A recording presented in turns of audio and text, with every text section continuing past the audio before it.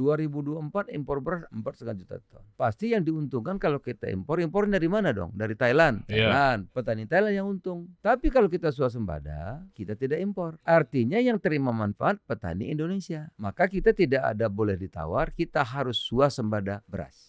2024 kita impor beras 4,5 juta. 2025 udah nggak impor lagi. Hah? 0 juta ton? 0. Kita surplus 4,2 juta. Artinya 4,2 juta itu dinikmati oleh petani Indonesia.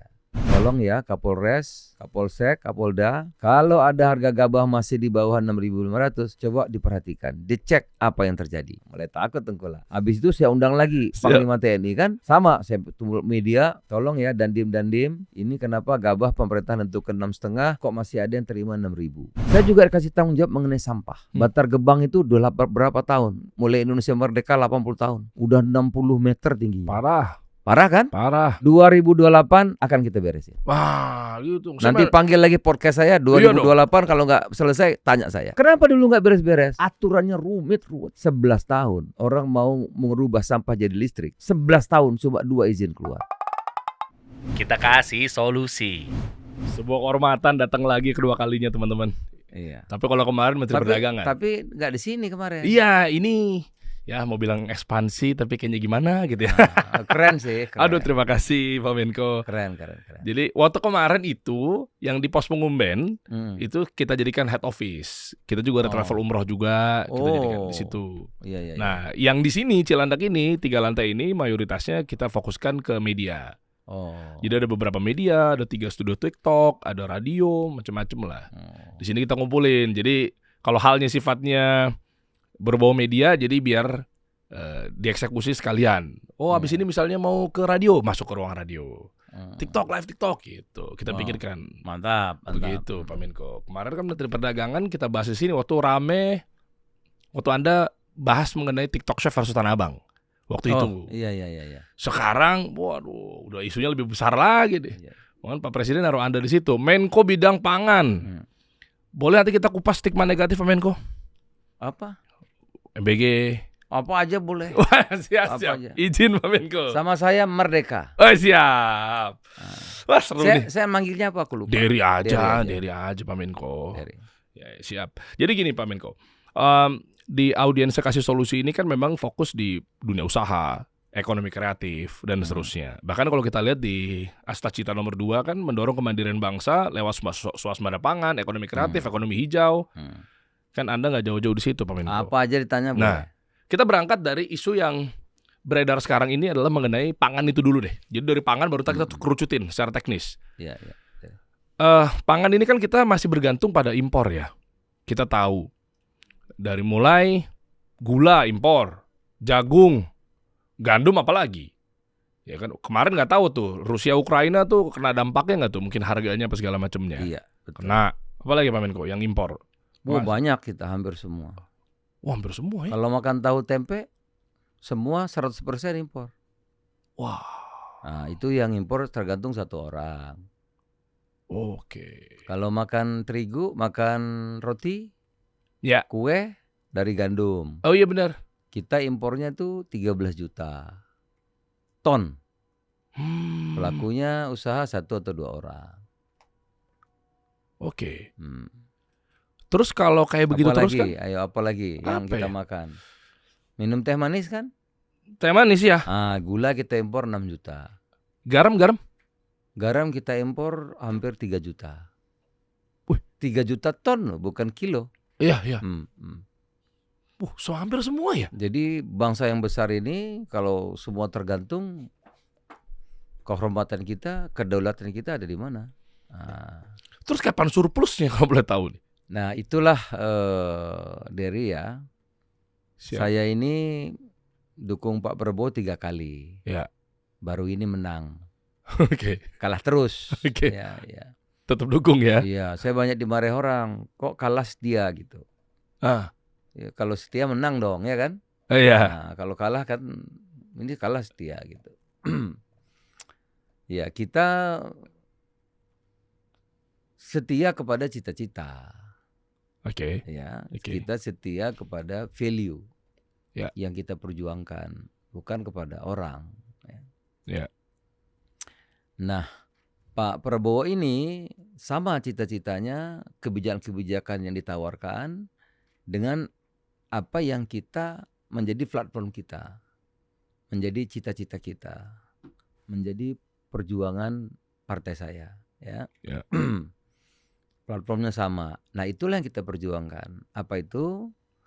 Kita 29 tahun, Bung Dery ya, Siap. kita menganut apa kita sebut dengan pasar bebas, free market atau neolib.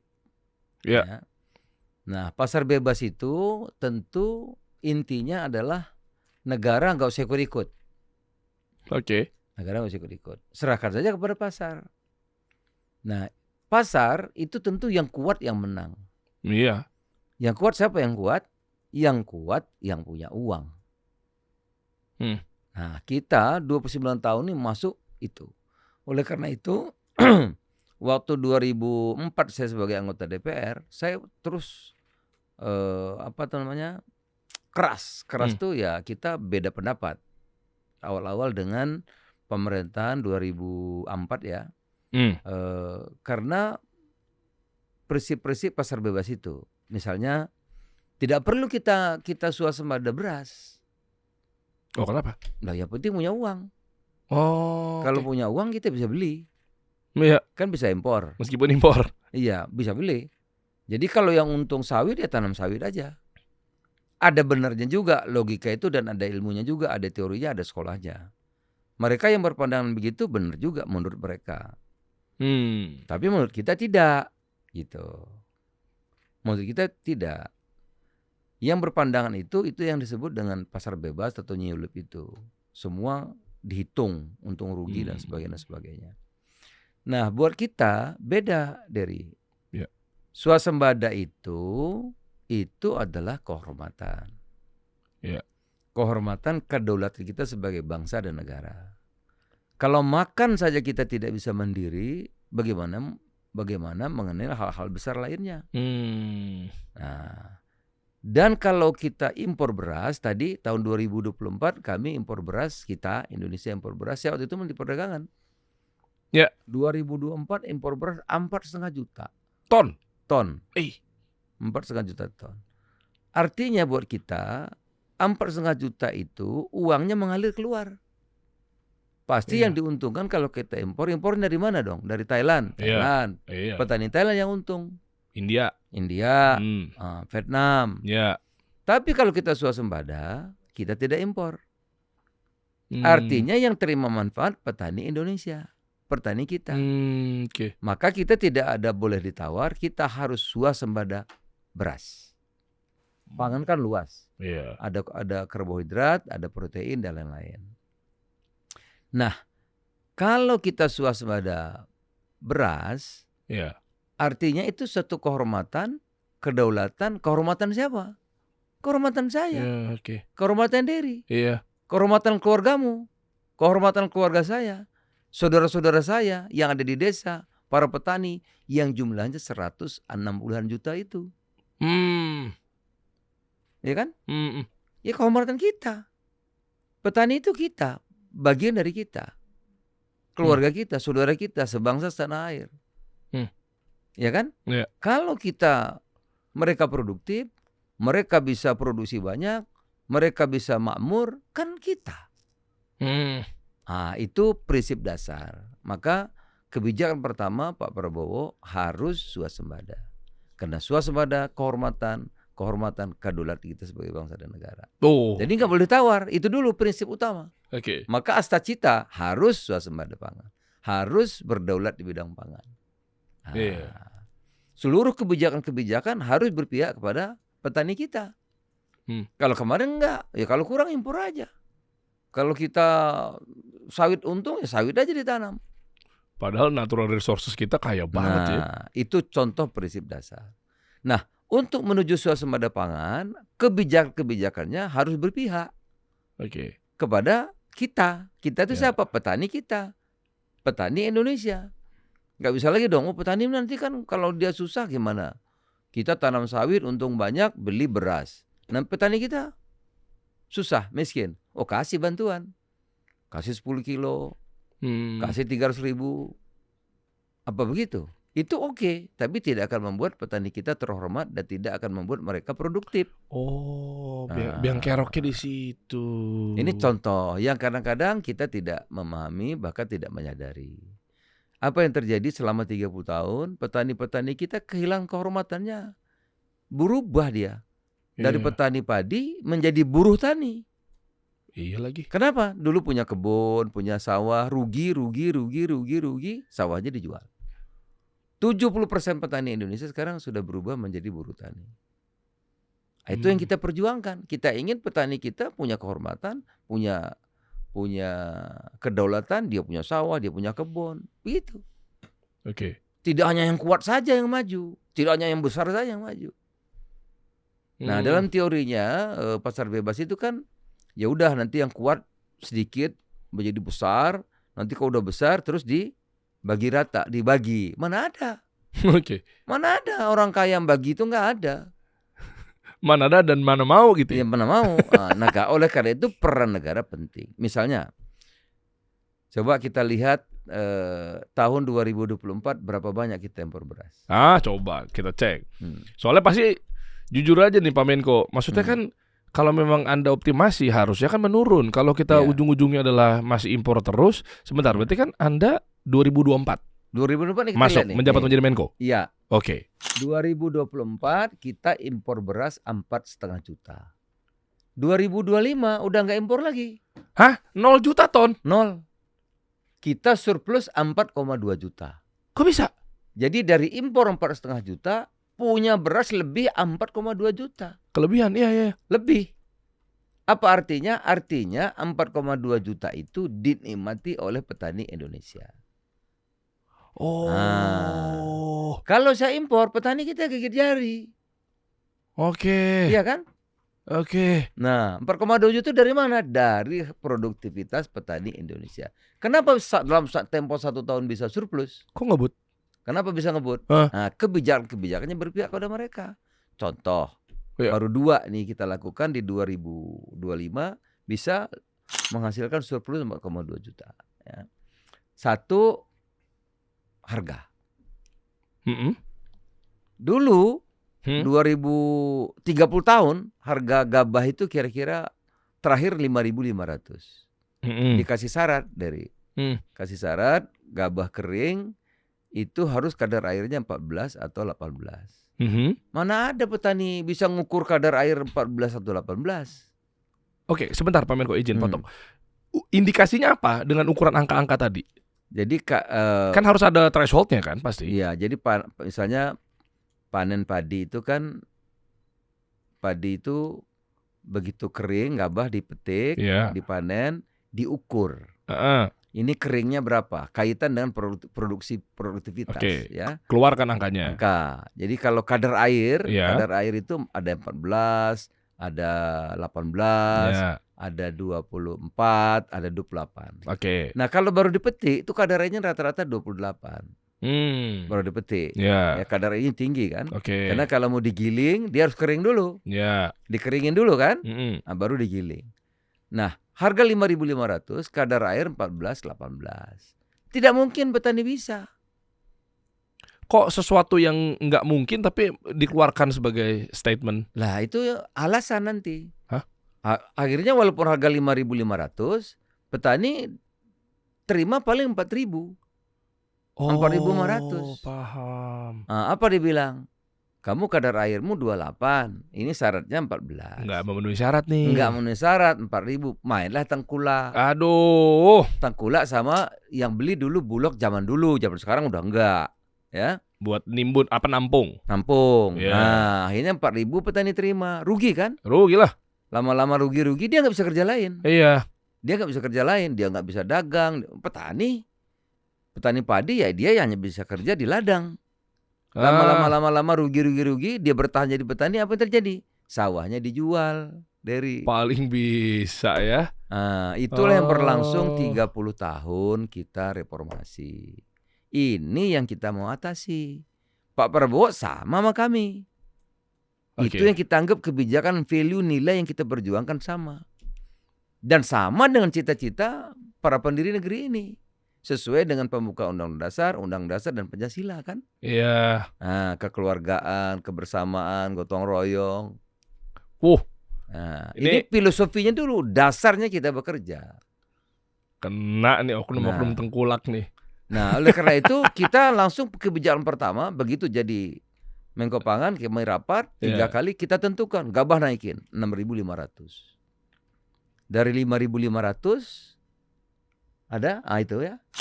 Kita naikkan 6.500. Oke.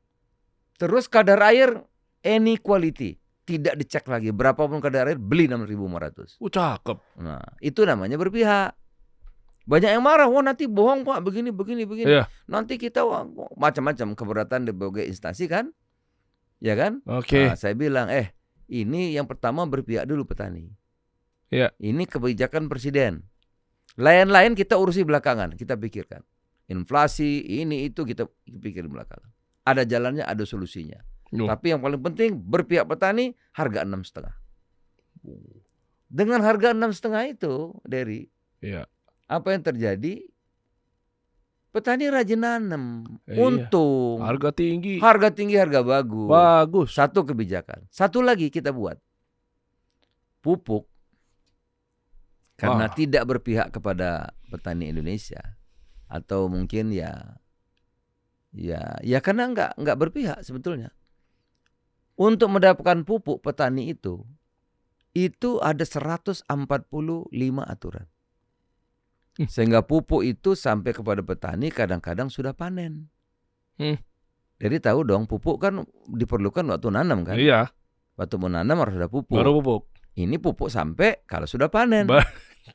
Akhirnya pupuk itu diperlukan kira-kira 9,5 juta, terserap cuma 6 juta. Ya nggak matching begitu. Nah, karena 6 juta terserap, produksi kita 30 juta. Kami rapat 3 hari. 3 kali kita pangkas dari 145 aturan itu jadi 3. Itu jadi 3. Kadang administratif, birokratif itu ngejelimet begitu malah bikin ini ribet. Kerjanya Menko dari. Yang menghambat-hambat itu saya mengawal kebijakan presiden, yang menghambat kita pangkas. Banyak posnya Pak Menko. Kita pangkas. Apa yang terjadi? Pupuk dari 145 aturan tinggal 3. Dari 6 juta yang terserap, tahun 2025 terserap 9,5 juta. Ya dari 6 juta cakep. naik 58%. Kok bisa angkanya pas 58% gitu kenaikannya? 58, ya kita bulatkan. Bulatkan. Kok bisa mayoritas pemilih Prabowo? Ini terserap, ini nggak diatur, memang kenyataannya begitu. Iya. Itu intermezzo aja Pak Menko. Nah terus itu pupuk dari 6 juta ke 11,5 juta itu terhadap produktivitas. Petani itu kita 2024 produksi beras kita 30 juta. Naik 8% dari. Cakep. 8% naik. Berarti kenaikan produksi dari 30 juta kali 8%, 2,4 juta dari pupuk saja. Oke kan? Angka yang oke itu. Oke kan? 58%, 8%. Dari kenaikan harga 5.500 menjadi 6,5, produksi kita naik 2%. Wow. Jadi produksi beras kita 10% naik baru 2 kebijakan. 1, deregulasi mengenai pupuk. 2, menaikkan harga. Sudah naik 10%, sudah naik 3 juta. Tadi kita 4,2 kan? Surplusnya kan? 1,2 dari mana? Allah tolong kita. Ya, karena sepanjang tahun kita sebut kemarau basah, hujan terus. Jadi kalau kita baik, rahmat Tuhan datang. Diberkahi memang negeri. Berkahi. Iya dong. Iya. Karena kita belain rakyat kecil, kita belain petani kita, memang seharusnya begitu kita perjuangkan. Memang kan. Apa yang terjadi akhirnya? Nilai tukar petani. Coba lihat. Nah, 2024 nilai tukar petani 116, hari ini 127. Petani kita sudah bisa beli motor, sudah bisa nyicil rumah. Cakep. Sudah bisa ini. Nyicil rumah 1 juta satu bulan udah bisa ini. Udah bisa nyekolahkan anaknya. Mungkin dikit-dikit sekarang sudah mulai ngangsur beli sawah lagi. Nah, Oh, yang sempat kelepas. lepas. Kasihan. Ini yang namanya keberpihakan dari. Iya. Inilah yang kita perjuangkan, namanya keterlibatan pemerintah dalam kebijakan, ya. Ini. Itu yang saya sama dengan Pak Prabowo. Tahun ini kita lagi fokus ke nelayan. Oke. Tahun ini ya. Oke. Jadi nanti saya bisa diundang lagi sama Dery di sini. Harus dong. Kita update. 2027 akhir. Oke, kenapa angkanya? Nelayan itu paling miskin. Oh, Tadi petani padi 127 kan. Nelayan 2006 nilai tukarnya 103. Kok bisa jomplang begitu? Karena Padahal begini. kita negaranya kan maritim. Nah itu. Saya ambil contoh dari ya. Ya. Nelayan kita ini rajin. Iya. Dia pergi ke laut dong. Iya. Ambil ikan banyak. Sampai di darat, ikannya kan dijual. Jual.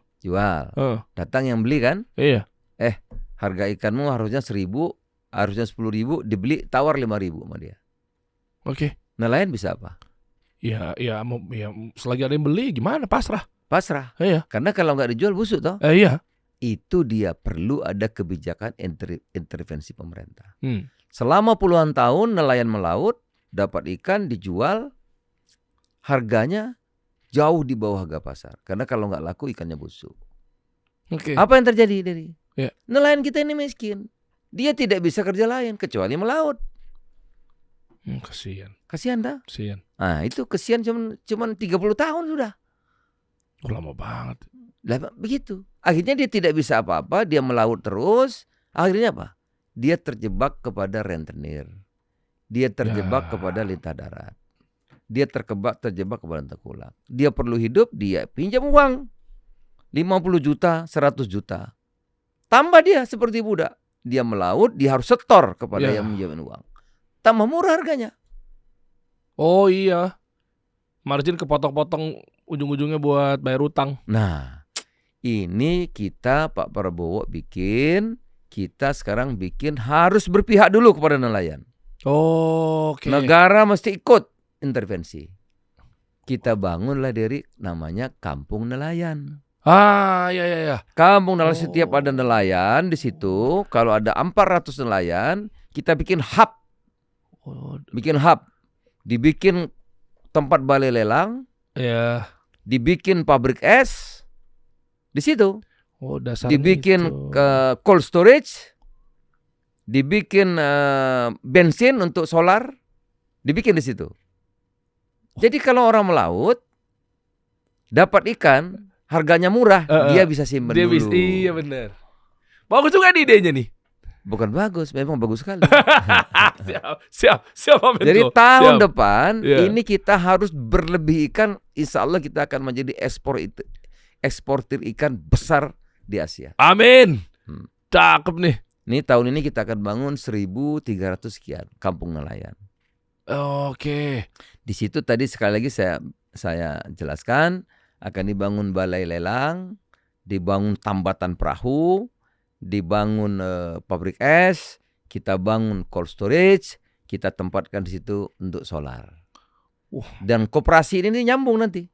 Dibikin koperasi nelayan merah putih. Wah, kan saya sudah duga nanti tuh. akan nyambung ke sana. Kenapa gak dikoperasiin aja lah, mati saya tadi begitu. Koperasi nelayan merah putih. Iya, keren. Nah, ini Bung Dery, kebijakan ini yang memang harus berpihak namanya. Berpihak dulu. Ya.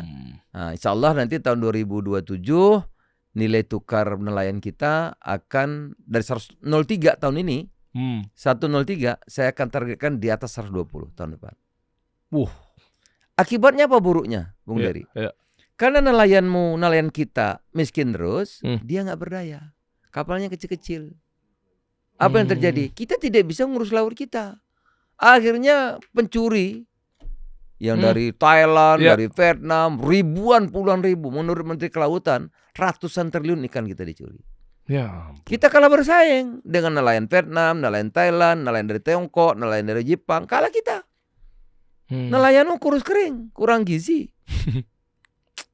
Nah, kalau kita bangun, sekarang kita bantuin kapal, ya, dididik, dilatih, kemudian harga jualnya harus menguntungkan dia. Kalau nelayan kita produktif, dia bisa belajar, perahunya bisa lebih bagus, lama-lama dia bisa menguasai laut kita. Tapi kalau kebijakan kita tidak mendukung, ya gimana? Nah, ya kan, yang kita pikirkan selama ini, ini emas banyak, tambang emas. Oh, ini batu bara banyak, gali batu bara. Oh, nikel banyak, gali nikel. Oh, ini emas apa lagi? Itu, ya kan? Alam terus yang kita keruk, ya. Sementara fokus kepada produktivitas rakyat kita ini agak terbengkalai. Wah, cakep. Pak Menko gini, coba boleh balik ke data dong. Ke data tadi yang angka surplus dan nilai tukar petani. Nilai tukar petani. Nah, ini kan 2024. Iya. 4,5 juta. Impor itu, merah itu impor. Merah itu impor. Iya. Artinya kan defisit lah. Iya. Makanya begitu 2025 itu langsung surplus. Nah, menariknya gini, ini kan data ya. Iya. Teman-teman yang bisa ngeliat secara gamblang. Banyak yang nggak percaya. Nah, tapi itu dia. Ini bukan kata saya. Ini katanya PBB. Ini katanya apa namanya tuh? UN. Ya. Ini katanya Amerika. Ini katanya BPS. Ya. Ini katanya data, bukan kata saya. Betul. Tadi kan udah jelas tuh sumber-sumbernya kan. Bukan kata kita ini. Betul. Nilai tukar petani coba next. Ini menarik ya. Ini teman-teman perlu difahamin ya. Oke, 2024 sampai 2026 naik. Signifikan. Menurut BPS tuh. Oke, di bawah. Nah, cuma begitu saya pernah repost Pak Menko. Ada waktu itu petani sawit. Ingat kan petani sawit yang akhirnya dia bilang bahwa kayak dolar 18.000. Mungkin dengan gaya petani ya, kita nggak bilang tentang literasinya, kita nggak bilang tentang edukasinya, gayanya beliau kan bagus Pak Presiden, Pak Prabowo naikin terus 18.000. Kami lagi menikmati nih, kan pasti pada nyampe video-videonya kan. Kami lagi menikmati harga sawit tinggi, ya kan. Kami bentar lagi mau beli Pajero, lucu-lucu banget lah, ya kan. Saya repost tuh. Nah ini loh, ternyata banyak yang merasakan. Abis saya diserang, meskipun saya nggak peduli juga ya. Misalnya haters atau kalau masukan aspirasi saya tampung. Tapi ketika udah main personal apa segala macamnya. Nah, anyway, komen-komennya tuh mana petani di tempat kita tuh belum makmur. Sama ini. Iya kan, itu saya kalau ukuran makmurnya di mana Pak Menko? Kalau ngomong satu kita dibully begini. Tapi saya happy. Saya diperintah presiden 1 minggu 3 hari keliling. Saudara Dery jangan tanya saya. Tanya di mana saja ketemu petani. Ketemu aja mereka. Mau di Jawa, mau di Sumatera, mau di Kalimantan, mau ditanya aja. Tidak ada petani hari ini yang tidak senang. Coba tanya langsung. Tanya pupuk gimana? Bagus nggak? Bagus. Dan dalam sejarah harga pupuk turun tuh sekarang. Iya. Diskon 20%. Bayangin aja waktu zamannya Pilpres aja 010203 aja topik yang menjadi hangat itu aja adalah harga pupuk naik waktu itu kan. Ini kita sampai kasih dijadikan diskon topik. 20%. Jadi tahu caranya pupuk turun harganya. Gimana caranya? Dulu pupuk itu namanya cost plus. Sistemnya cost plus. Di pupuk Indonesia itu cost plus. Jadi semakin banyak ongkos operasional di plus untungnya. Malah semakin mahal ongkosnya, untungnya semakin banyak. Cost plus. Cost plus untung. Nah, ini dirubah. Dirubah menjadi match to market ya. Iya. Jadi ikut pasar. Dirubah sistemnya. Dengan dirubah sistem itu, subsidi kita pupuk itu kira-kira nilainya 44 triliun. Subsidinya tetap 44 triliun, tapi kita bisa diskon 20%. Kok bisa? Karena hemat. Dulu boros, sekarang hemat. Efisien ya. Dan tiap tahun bisa bikin 1 pabrik, nilainya 8 triliun. Wih. Bayangin, dengan 1 kebijakan. Dari cost plus, match to market. Bayangin, bisa menghemat 20%, bisa bangun pabrik tiap tahun. Subsidi tetap 44. Nah ini ya beberapa yang diperbaiki. Ya makanya itu ukuran makmurnya apa biar pada clear semua. Karena yang mereka lihat mungkin yang hidupnya belum ada berkemewahan apa segala macam masih susah der tempat gue der nggak usah ngomong deh lo gitu-gitu. Dia tanya dulu karena begini saya beberapa di tempat misalnya coba ada yang harga gabah berapa sekarang senang nggak harga gabah bagus? Wah enggak Pak harga gabah nggak naik. Saya tanya kamu di mana pertaniannya? Taninya di mana? Dia bukan petani gitu. Nah, jadi yang protes itu coba tanya dulu aja langsung ke petani. Di mana aja petani berada? Kayak kalau petani padi yang punya tanaman padi dong nanyanya. Iya. Jangan petani nanya harga gabah ke buruh pabrik, nggak nyambung. Oke. Gitu. Nanya ke petani, ya petani padi, ya kan? Oke. Gitu.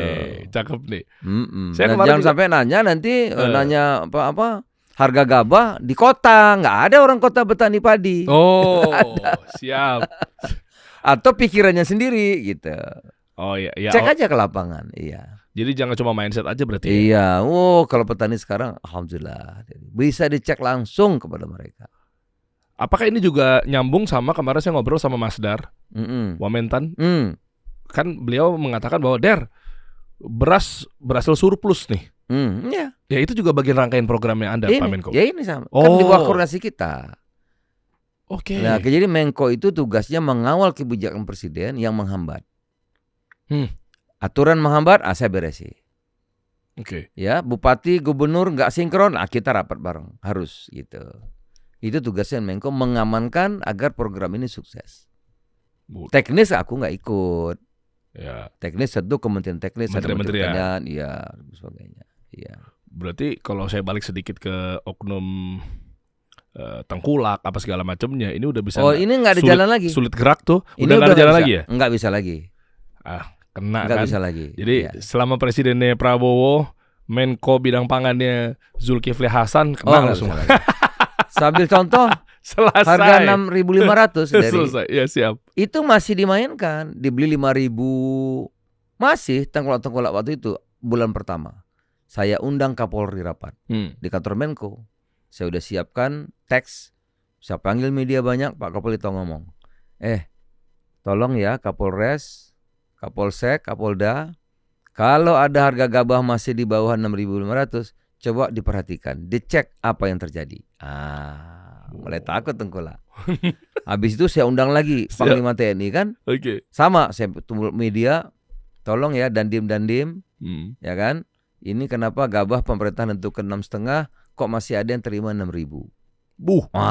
Gitu. Megang langsung panglimanya. Nah, begitu caranya. Sebulan udah nggak ada lagi yang di bawah 6,5. Oke. Udah 6.500. Sekarang bahkan sampai 7.000. 1 kilo gabah.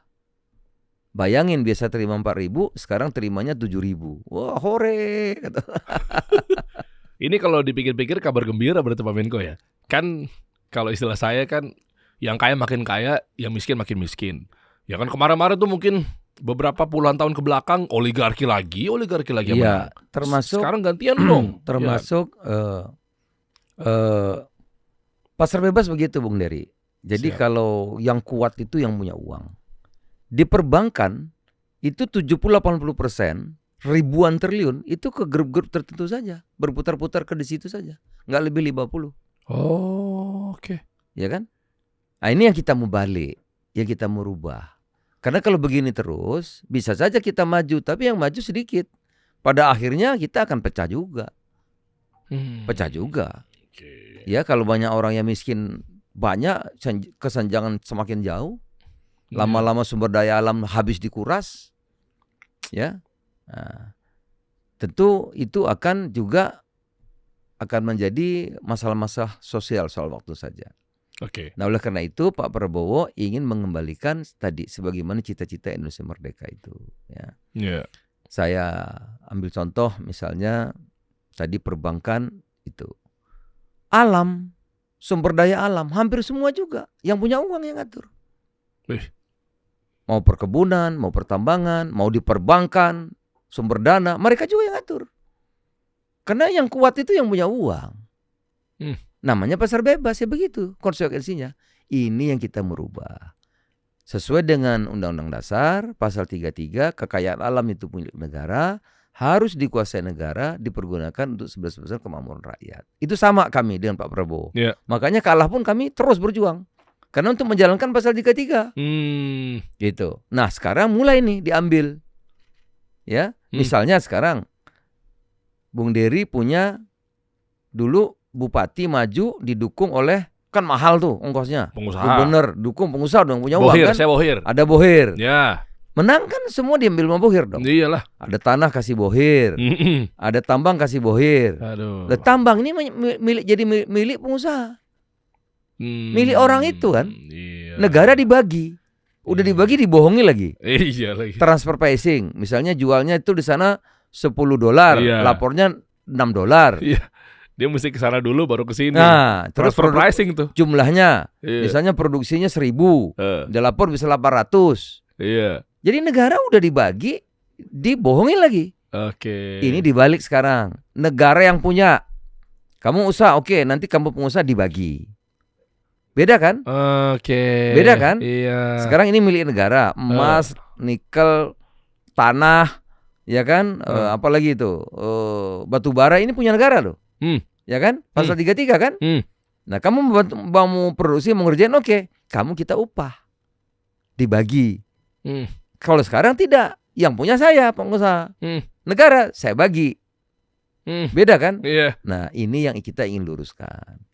Maka tentu yang merasa nyaman selama ini tentu merasa terganggu. Berarti banyak salah persepsi ya ketika narasi muncul di media-media, digoreng sama homeless media ketika negara akan ambil alih tanah. Kan sempat tuh rame tuh. Saya kalau nggak salah waktu itu di postingannya statementnya Bang Ucon ya, Nusron Wahid atau gimana gitu pokoknya waktu itu. Ini kan tiba-tiba langsung rakyat mikirnya bahwa kayak, oh diambil aja semuanya buat negara, milik negara gitu. Itu berarti kan sebenarnya bukan diambil, dimilikin sama negara, tapi dipilah-pilah biar nggak kebagian yang kaya lagi. Tata kelolanya sekarang harus negara yang ngatur.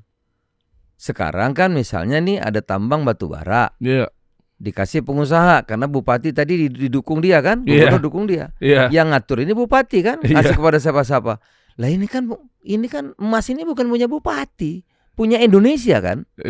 Punya Indonesia, punya Indonesia enggak? Dia utang, cuma dia utang budi kan Pak Menko. Lah ya itu sekarang kok jadi miliknya dia, gitu. Kan udah disokong. Ini yang diperbaiki. Seperti minyak itu milik negara. Oke, ada perusahaan boleh, namanya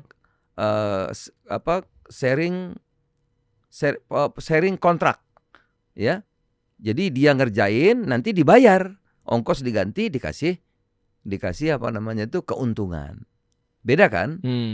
Nah kalau sekarang ini milik saya, tambang ini milik saya, semua ini milik saya kan, negara saya bagi, ya kan? Nah saya bagi, udah itu saya bohongin lagi, harganya, jumlahnya, ini yang kita luruskan. Udah gak beres. Kita perbaiki. Mau diteruskan yang begitu? Oh enggak deh, ampun deh. Tentu perlawanan tinggi besar, yang sudah nyaman selama ini kan merasa terganggu kan? Oh iya. Nah saya kira itu mungkin uangnya banyak ya.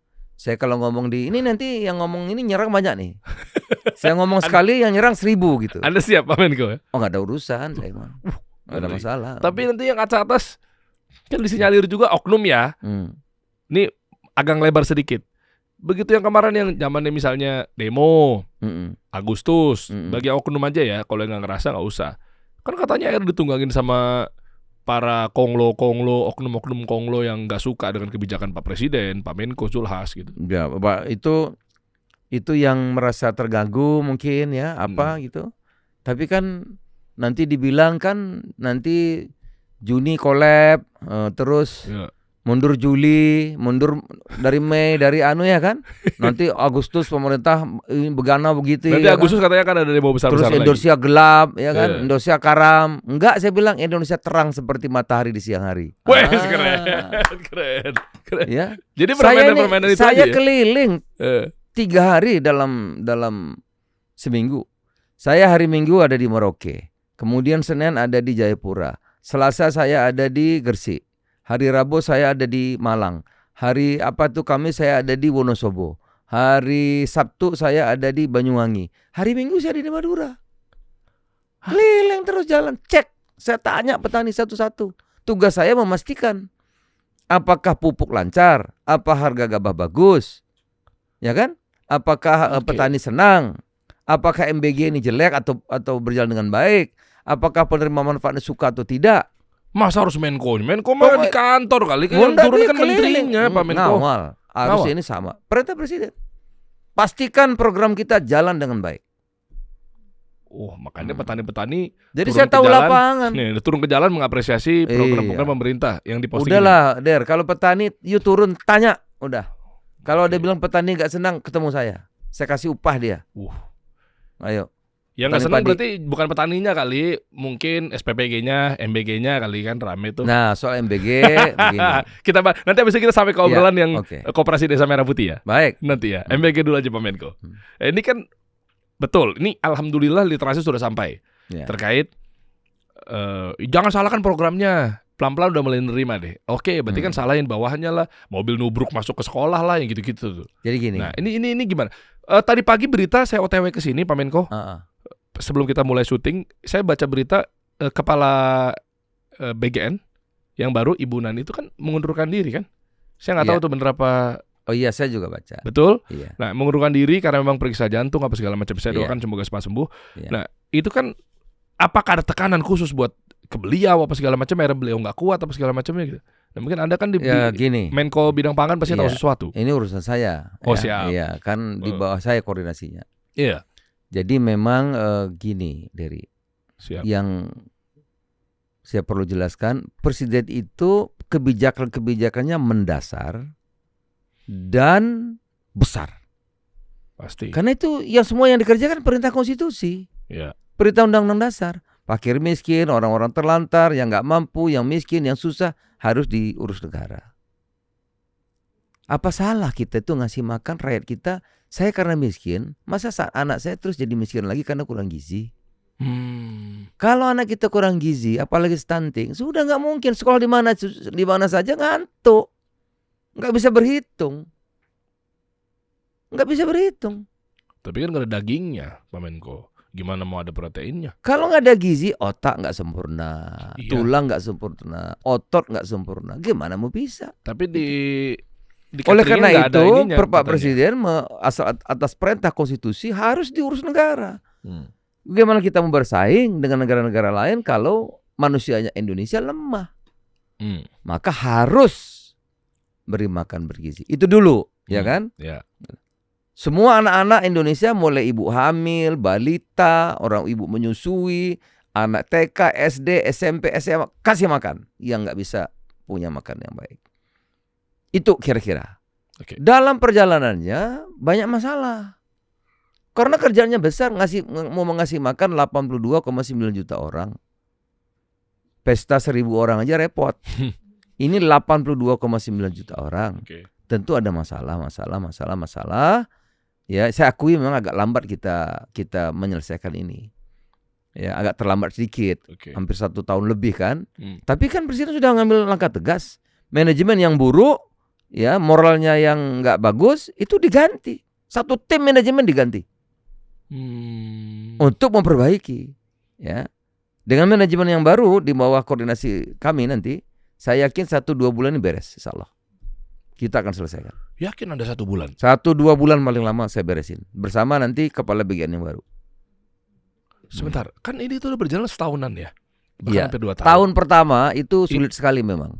Kami waktu rapat, walaupun koordinasi saya agak sulit memang. Tapi perbandingannya jauh sekali dengan 1-2 tahun. Kok tiba-tiba Anda katakan 2 bulan? Ini kan tergantung SDM-nya. Kalau orangnya bisa terbuka, ya. Intinya sederhana, ngurus makan itu sederhana. Harus orang yang terbuka, mau diskusi, kerja keras, dan hatinya bersih. Sudah, itu aja Dery. Jangan ada moral hazard. Kalau ada moral hazard di mana-mana nggak berjalan. Pangan bagus, 1 tahun kita bisa surplus. Oh iya sih, kaget saya. Saya juga dikasih tanggung jawab mengenai sampah. Bantar Gebang itu udah berapa tahun? Mulai Indonesia merdeka 80 tahun. Udah 60 meter tingginya. Parah kan? Parah. Kemarin kebakar lagi di Jatiwaringin kan? Tingginya berapa puluh meter lagi kan? Iya. Mati lagi orang, betul. Udah nyampe ke daerah mendekat ke kota wisata Cibubur. Saya orang situ. Sana. Insya Allah baunya kecium Pak Menko. 2028 akan kita beresin. Wah, gitu. Nanti panggil lagi podcast saya 2028, kalau nggak selesai tanya saya. Nah, Anda siap saya tantang berarti ya? Iya, saya nggak ada masalah. Saya main padel kecium. Ada lapangan padel tuh. Nah, kita beresin. Iya dong kan. Kenapa dulu nggak beres-beres? Rumit, ruwet, berputar-putar. Aturannya rumit, ruwet. 11 tahun orang mau merubah sampah jadi listrik. 11 tahun coba 2 izin keluar.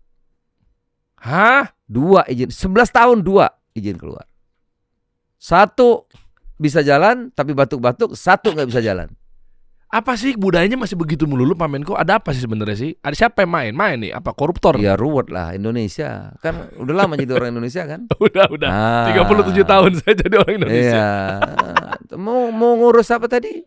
Iya. Buka jalan itu kelar 5 tahun saya kira udah bagus tuh. Depan kantor kami itu kan dari Celana KKO lah, teman-teman pasti tahu ya, dari Trakindo masuk itu kan kantor kami ini di pojokan sini nih. Dia harus muter dulu. Iya. Ya kan.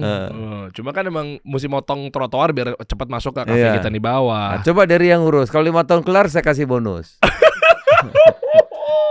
Kalau Menko Pangan yang ngurus mungkin bisa kelar sebulan. Gue nggak ngurus. Guys, jujur ya guys ya. Kan kita lagi mau motong trotoar nih. Biar mudah. Emang belum terrealisasi. Iya. Bingung gue, jujur aja nih. Gue ngadu aja ke beliau. Lama-lama beliau ngurusin Menko Bidang Pangan, ngurusin trotoar jalan. Bodoh amat saya mah. Gue ngadu guys. Saya buka aja ya, nyampe atas, liatin dari lantai 2, Pak Menko, ini motong jalan biar cepat gimana sih? Izinnya kemana apa segala macam. Saya pokoknya udah ngadu sama Anda nyampein ke sana pokoknya. Ya. Nah, jadi itu. Ini kita pangkas. Sampah. Saya pangkas. Sekarang kami dikasih tugas sama Presiden. Sudah kita selesaikan 24. Akan mulai dibangun nih. Bangunnya 2 tahun. Oke. Saya sudah nanti peresmian pertama nanti di Palembang. Habis itu Bali. Habis itu nanti baru daerah lain. Jadi sudah ada 24. Kira-kira terdiri dari 40 kota besar yang tadi menggunung. Coba kita buka datanya. Saya sampai saat ini belum percaya Pak Menko. Boleh dong saya nggak percaya. Data pengolahan sampah coba ada nggak? Ada. Ini 11 tahun aturannya kayak begini dari. Coba lihat. Saya baca aja puyeng. Jadi kalau saya mau beresin sampah, sampah mau saya ubah jadi listrik, saya mesti ngurus ke bupati. Mesti ngurus ke DPRD kabupaten. Kalau 2 kabupaten mesti ngurus ke gubernur. Mesti ngurus lagi ke DPRD provinsi untuk dapat namanya tipping fee. Sampai situ udah stroke itu pengusaha. Udah stroke ya. Nanti harus ngurus lagi ke Menteri Keuangan. Harus ngurus lagi ke Menteri SDM. Capek. Harus ngurus lagi ke Menteri Lingkungan Hidup. Harus itu selesai. Baru dia berunding dengan PL. Nggak ada urusan yang tadi itu. Itu ya 11 tahun 2. Oke. 11 tahun 2. Nggak bunuh diri udah bagus. Ini kita pangkas jadi 3. Ada nggak? Dari begini? Jadi 3 aja. Pada teriak dong. Ya coret semua. Nggak senang lapor Presiden. Nah, suruh ganti Menko Pangan. Ya gitu. Tajam sekali. Jadi jadi sekarang. Mana? Lanjut. Coba. Mana jadi kayak apa sih? Kayak mana coba? Ini kita udah akan bangun 24. Oke. Ini kota-kotanya kan? Itu, ya kan? Bed 1, bed 2. Ya kan? Udah langsung begini nih. Udah jadi, tinggal ngerjain itu.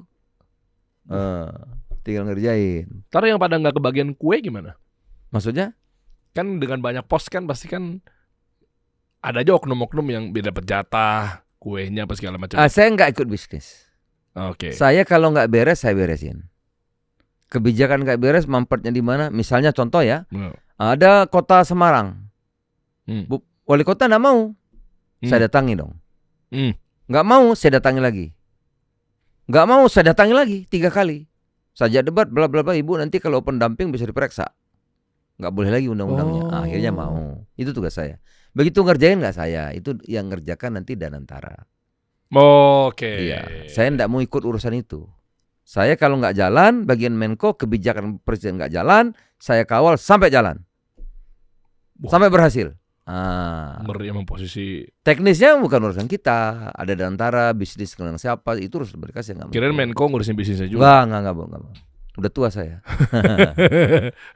Oke. Coba next lagi. Saya penasaran nih. Ini data untuk beresin sampah berarti ya? Ya, contoh ini. Okay. Nah, sampah kita itu, Bung Dery, itu kalau 100%, yang saya selesaikan itu, yang tadi seperti Bantar Gebang itu baru 22,5%. Oke. Itu pengelolaan sampah menjadi energi listrik, yang satu harinya tuh ribuan ton. Iya. Satu harinya tuh ribuan ton sampah, bayangin. Tapi masih ada 77,5. Lah itu nanti ada berbagai cara, ya kan? Ada yang pakai pirolisis, ada yang pakai RDF, ada yang pakai reduce, nanti macam-macam. Rapi guys, beliau waste management nih. Oke. Akhirnya nantinya bisa difungsikan buat kita bisa pakai BBM dari pengolahan sampah dong. Kalau itu listrik ya ini ya. Listrik. BBM juga bisa nggak? Kalau pirolisis itu jadinya BBM. Plastik itu jadinya jadi solar. Nantinya kan kita akan begitu. Iya. Di luar dari yang kemarin Pak Presiden launching yang terbaru ya. Ya itu jadi listrik. Iya. Jadi listrik. Yang pirolisis jadi BBM. Oh. Iya. Ada juga jadi RDF itu jadi batu, jadi bata, macam-macam. Ada juga yang jadi bahan bakar untuk pengganti batu bara. Nah, tapi intinya sampah itu nanti intinya sampah itu adalah pemilahan. Pemilahan itu ada namanya organik, anorganik. Ya. Anorganik itu laku, bisa jadi solar, bisa jadi macam-macam, bisa jadi bahan bakar, macam-macam. Ya. Tapi yang organik, itu harusnya itu yang diolah menjadi bisa jadi pupuk, bisa jadi macam-macam, gitu. Bisa intinya jadi transportasi buat nanti MBG juga nggak? Bisa efisiensi nggak kita? Proses buat pengantaran kan banyak tuh mobil-mobilnya, motor-motor yang udah kadung kebeli, itu bisa juga ke sana nggak nanti ya? Bahan bakarnya apa segala macamnya? Kan kalau bahan bakarnya bebas. Bisa juga kan? Kalau jadi solar dipakai untuk apa aja? Iya. Bisa. Listrik masuk PLN yang beli.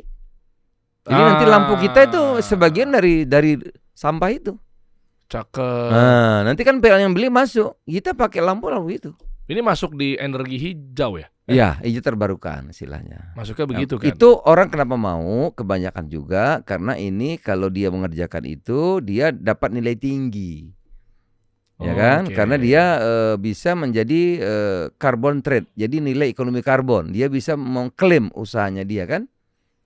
Kan sekarang kalau perusahaan-perusahaan tuh harus beli itu kan. Iya. Anda dari pangan tiba-tiba kok tahu betul tentang ekonomi hijau ini, emang ada urusannya? Loh, saya kan membawahi lingkungan hidup, membawahi Menteri Kehutanan. Oh, harus tahu semua. Di sebagai ketua nilai ekonomi karbon. Saya ketuanya. Oke. Gitu. Banyak mesti kerjain. Banyak. Termasuk dan insya Allah semua sukses. Kecuali kalau ada moral hazard. Nah itu tuh. Seperti MBG. Kita bahas MBG gimana? Oke. Jadi update. Nah MBG ini kita terusin ya. Itu untuk memberi makan anak-anak kita. Iya. Dalam pelaksanaannya ada penyimpangan, itu kita udah diambil langkah, manajemen diganti, kasih waktu 1-2 bulan kita akan bereskan. Bayangkan nanti MBG itu kalau 60 juta saja. Iya. Maka kita perlu 60 juta butir telur satu hari. Satu. Iya. Kalau dipakai ayam, perlu 60 juta potong ayam satu hari. Iya. Kalau perlu buah, perlu 60 juta potong buah satu hari. Sayur, 60 mangkok sayur. Bayangkan dampaknya terhadap ekonomi di pedesaan. Cakep. Dapat order semua itu. Makanya yang sepi sekarang yang atas, yang bawah rame. Ekonomi hidup yang rame di medsos.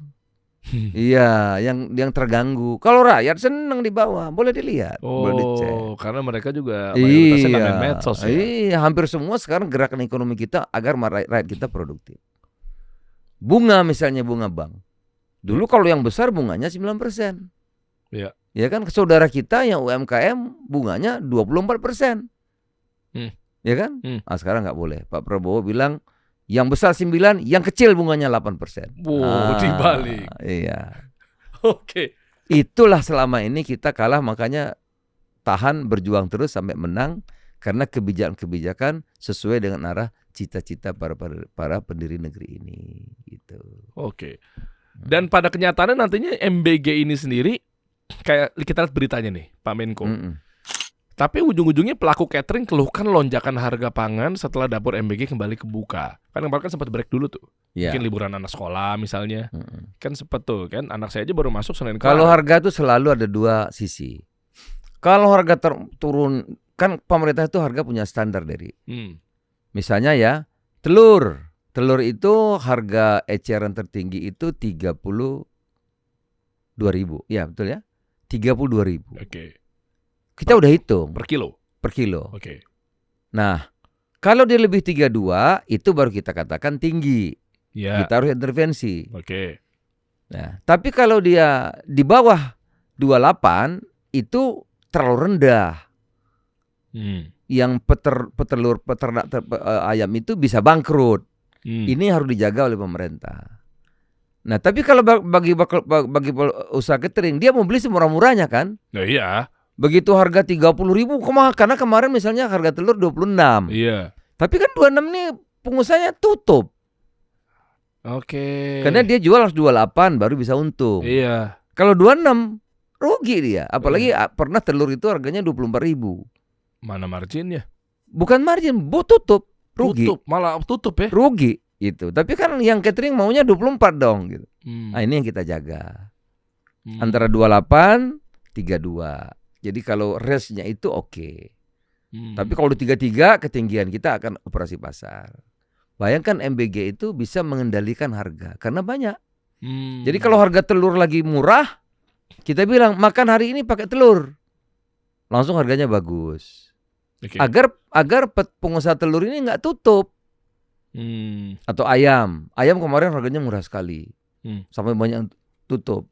Kita pakai daging ayam 2 hari harganya bisa naik gitu.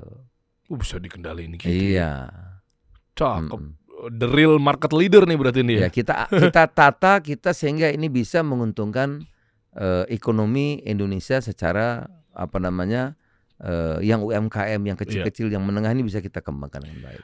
Tapi tadi Anda katakan gini Pak Menko, bahwa gantian dong, jangan yang kaya-kaya mulu gitu ya, kebagian kuenya. Nah, yang kaya sekarang, silahkan. Iya. Tapi jangan mempergunakan resources untuk rakyat yang susah. Nah, aturannya seperti apa? Dapurnya aja dimilikin sama bisa satu orang bisa 40-30 dapur. Nah, itu gimana aturannya Pak Menko? Ini saya udah rapat kita 1 bulan ya. Tadi saya mengatakan sudah saya hampir dapatlah semua data untuk menyelesaikan itu nanti gimana.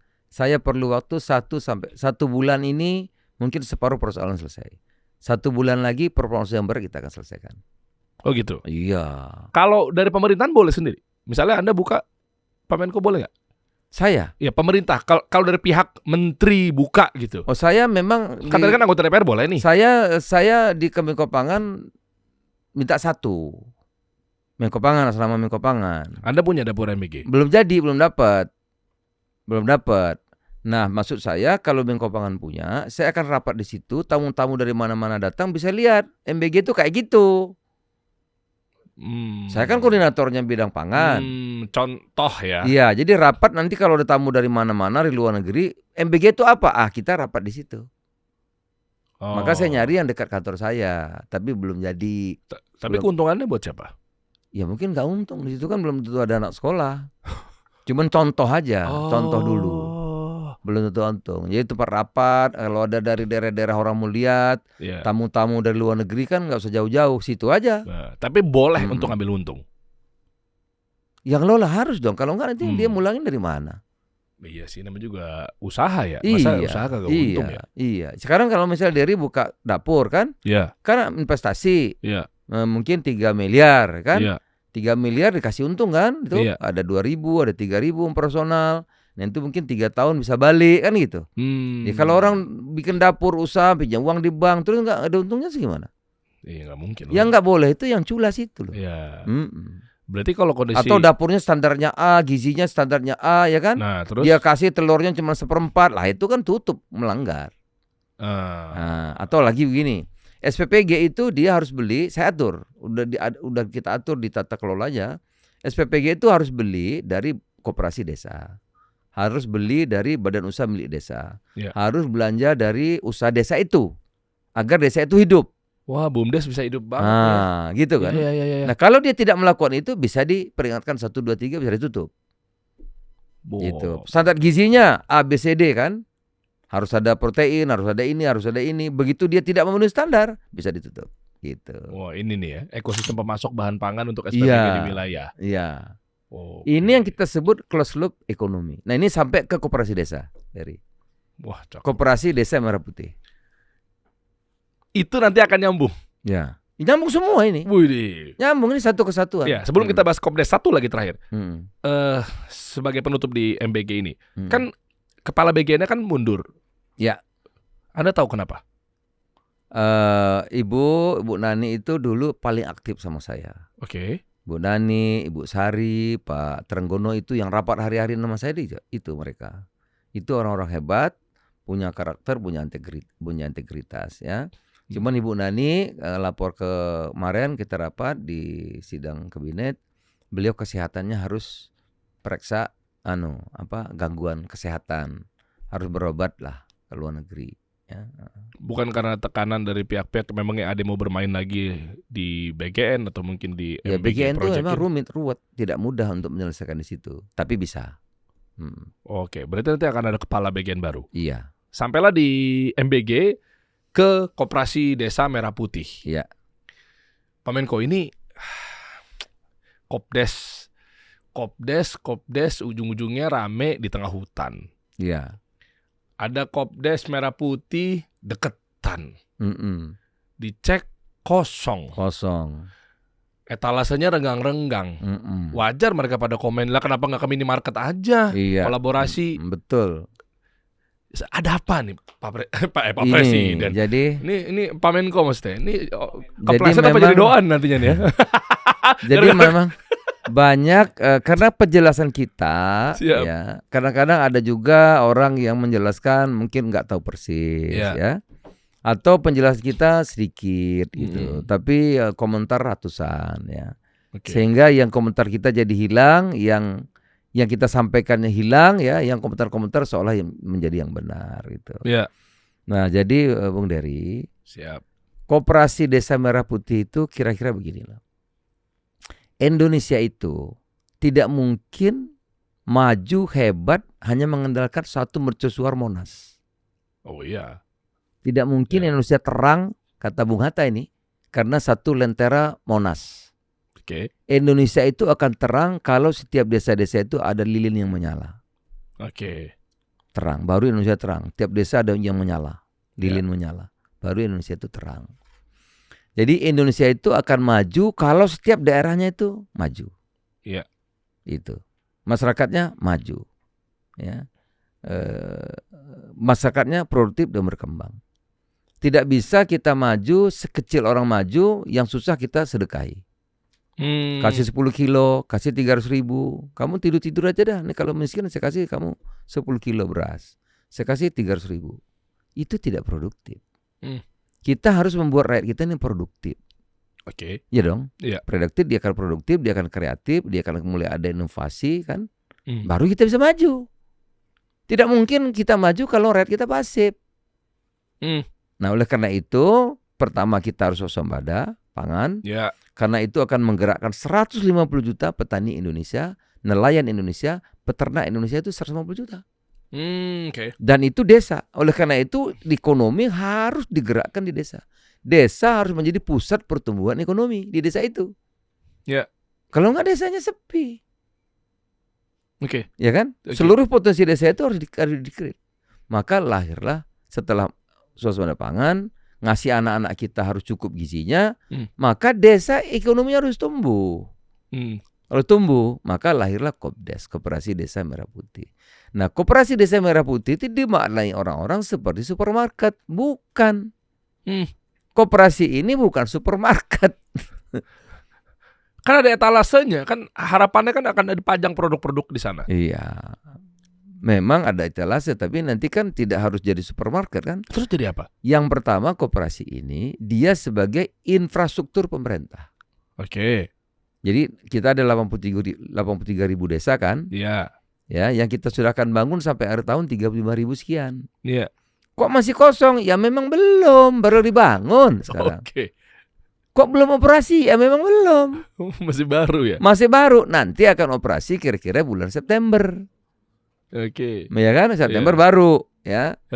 Nah, Jadi sekarang akan dibangun 35.000 sekian yang akan jadi, sisanya tahun depan, tahun berikutnya lagi ya. Nah, setelah disiapin orang dan sebagainya, disetting sebagainya, saya perkirakan September Oktober mulai jalan, mulai buka. Jadi kalau sekarang masih gelap, masih belum buka, ya memang belum. Kedua, dia bukan supermarket, dia infrastruktur pemerintah. terus isinya apa? Nanti seluruh bantuan pemerintah melalui Kopdes. Kan udah ada Bulog. Ya Bulog kan di Jakarta, di mana? Kabupaten. Oke. Ya. seluruh bantuan pemerintah itu nanti dikirim ke koperasi karena tiap desa ada. Menurut penelitian Den dulu, ini bukan saya yang bicara. Menurut penelitian Den itu dibimbing Pak Luhut, kemarin laporan di rapat terbatas, 70% bantuan itu salah sasaran. 70%. Gede banget. Nah, bukan gede lagi. Artinya kan hampir gagal itu kalau 70% itu. Tidak mencapai sasaran toh. 30% aja hampir gagal, apalagi 70. Lebih mayoritas nggak tepat sasaran. Ini menurut Den Pak Luhut laporan. Nah, koperasi ada di desa. Jadi seluruh bantuan, beras tadi, bantuan pangan, bantuan tunai, bantuan apapun namanya bantuan nanti melalui koperasi desa. Oh, dipulkan di sana. Dikirim ke desa. Oke. Dulu dikirimnya kan ke rumah-rumah kepala desa, di rumah gitu kan. Iya. Nah, ini nanti dikirim ke koperasi desa Merah Putih. Oh. Nah, koperasi desa Merah Putih yang nganter ke rumah-rumah itu.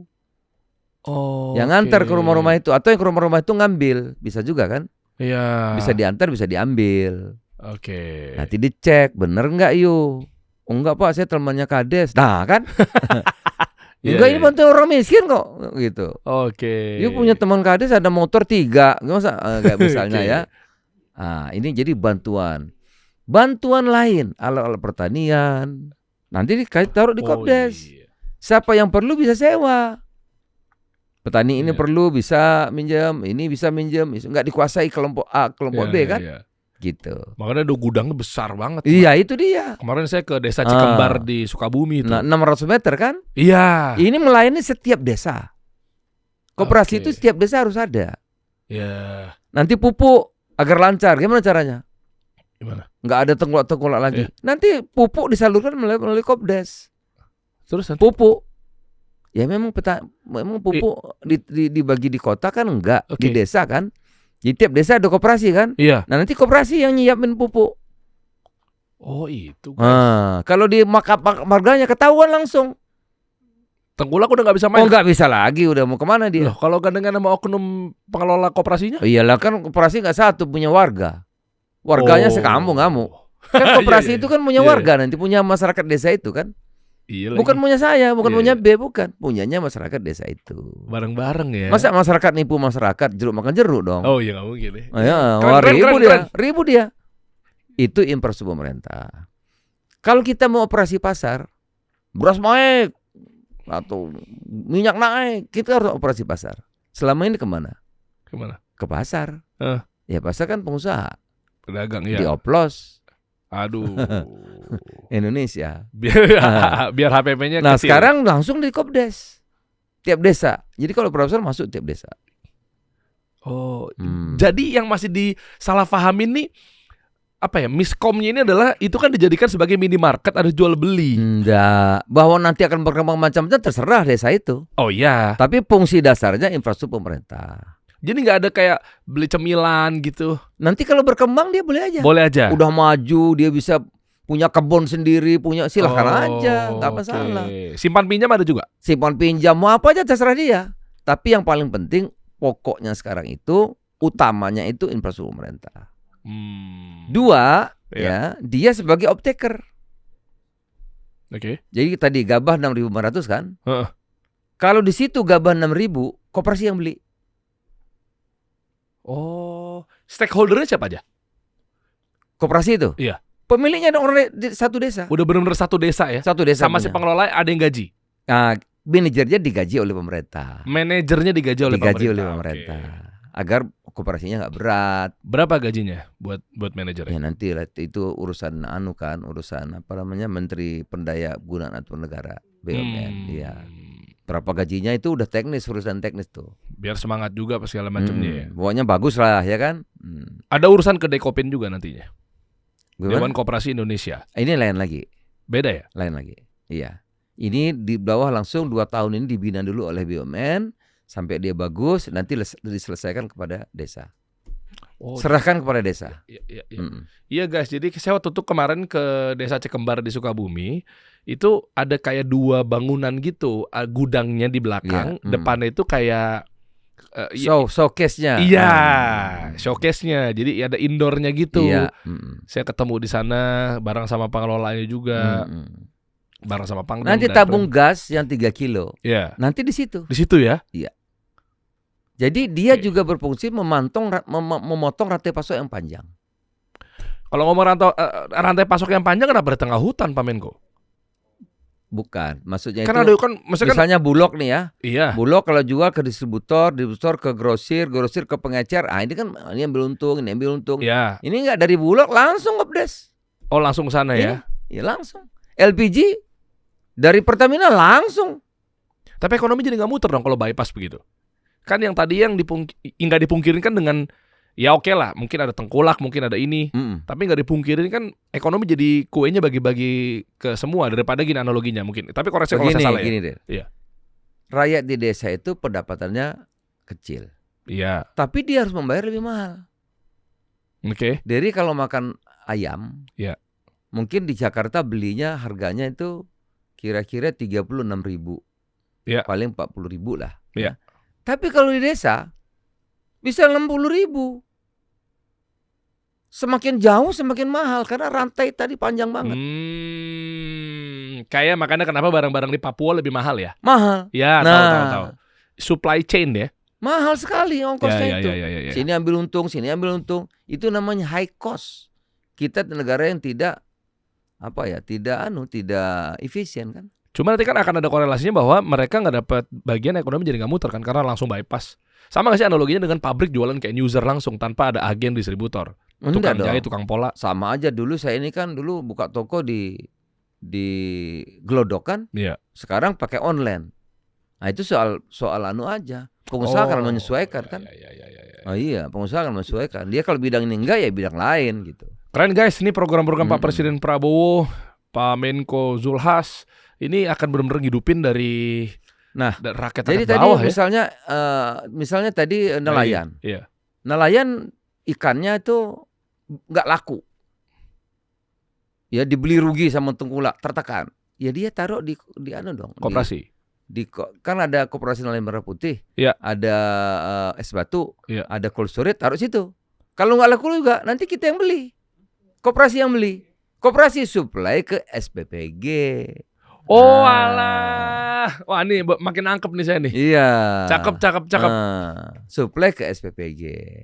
Apa berjalan mulus semua? Kerjaan besar tentu ada masalah. Iya. Ada begini, kerja besar. Itu ya kita perbaiki. Kalau ada masalah kita perbaiki. Apa langsung jadi SIM Salabim bisa jadi semua? Ya enggak. Tapi itu planningnya, rencananya itu dari. Oke. Iya. Dan ke warung-warung kecil, ke pelosok-pelosok itu nanti akan kena dampaknya nggak ketika? Oleh karena itu nanti Kopdas itu di situ sarana prasarana untuk desa itu memamerkan apa. Dia tanaman unggulannya bawang bisa dipamerkan di situ. Punya keripik bisa ditaruh di situ, dipamerkan di situ. Dan koperasi itu nyambung dengan seluruh Indonesia. Lagi dibikin sistemnya. Jadi kalau di kampung saya di Lampung cabenya mahal, di Jawa cabai murah, bisa komunikasi tuh. Oke. Bisa tukeran kan, bisa jual beli. Yeah. Sehingga ekonomi itu akan tersambung antara satu desa dengan desa yang lainnya. Potensi satu desa dengan desa lain bisa sambung. Di sana kurang ikan, di sini lebih ikan. Nah, nyambung. Meskipun warung-warung kecil juga tinggal ambil aja itu dari sana. Itu namanya desa itu menjadi well informed. Okay. Nanti BRI buka di situ, Briling ya. Iya, BNI Link buka di situ. Oke. Jadi orang setor di situ aja. Listrik Kopdes, bayar di Kopdes aja. Setor di situ. Bayar listrik, bayar telepon. Nanti Kopdesnya dapat apa? Dapat 2.000 setiap transaksi. Wah, hidup lagi. Ya kan? Hidup. Ngirim sembako ada ongkosnya dari. Dapat nggak? Dapat. Pupuk subsidi ada untungnya nggak? Ada untungnya. Dapat. Siapa nanti kalau punya untung tuh punya siapa? Punya desa itu. Iya. Kalau untung banyak koperasinya, uangnya udah banyak, dia mau mengembangkan apa? Mau bikin ternak, mau bikin, boleh saja. Udah mandiri. Mau bikin supermarket, silahkan aja. Tapi yang pokok tadi sebagai infrastruktur dan off-takernya pemerintah. Itu. Coba kita lihat tadi, lihat terakhir di ujung obrolan nih. Sebelum beliau nanti akan keliling-keliling lagi nih, Pak Menko. Ini kan berarti kan unit usaha Kopdes Merah Putih, kantor koperasi, toko sembako, simpan pinjam. Ya, nanti akan ini ya. Semua ya. Ada kantornya, ada toko sembako yang penting, yang dari Bulog ya. ada simpan pinjam gitu ya. Apotek juga ada ya? Ada klinik desa, ada apotek desa. Ini jangka panjang. Oke. Ya, ada logistik desa, ada cold storage dan lain-lain. Oke. Gitu. Tapi yang paling pokok tadi ya, 2 tahun pertama ini infrastruktur pemerintah dan dia sebagai optaker. Gitu. Oke. Ini gunanya. Nantinya bisa berkembang. Bisa aja ada yang maju sekali, ada yang juga mungkin mengelola macam-macam. Silakan aja. Itu kita harapkan ekonomi desa bisa tumbuh berkembang. Oh, ini desa ini indah jadi pusat wisata. Boleh jadi kalau koperasi.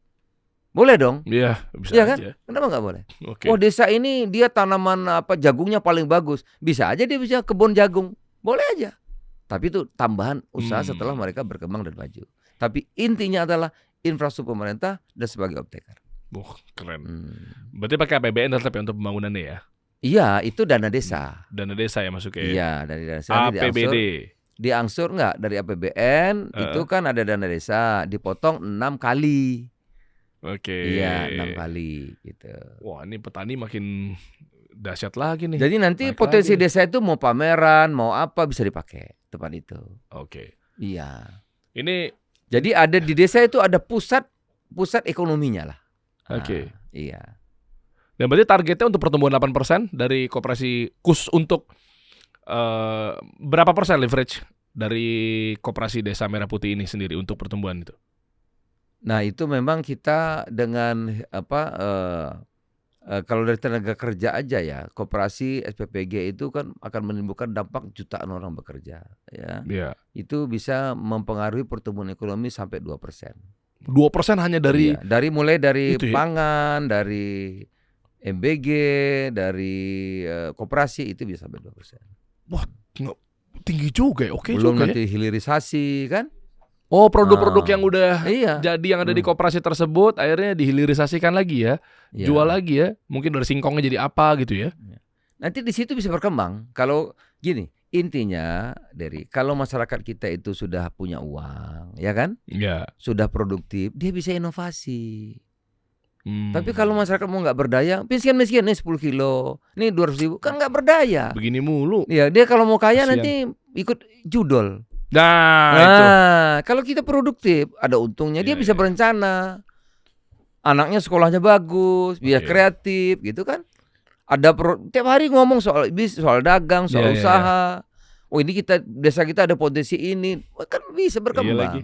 Selama ini literasi kenapa nggak Iya. sampai? Karena nggak ada yang bisa dipraktekkan. Kalau ini Nggak kan jadi ada. diskusi, Kita obrolan kasih hari-hari ya. Iya, hari-hari. Kena jadi nempel terus tuh apa segala Tiap macam. hari ada di situ ada kegiatan ekonomi. Iya. Terakhir Pak Menko, kira-kira rakyat makmur, adil dan makmur ini kan slogan dari Pak Presiden gitu ya. Iya.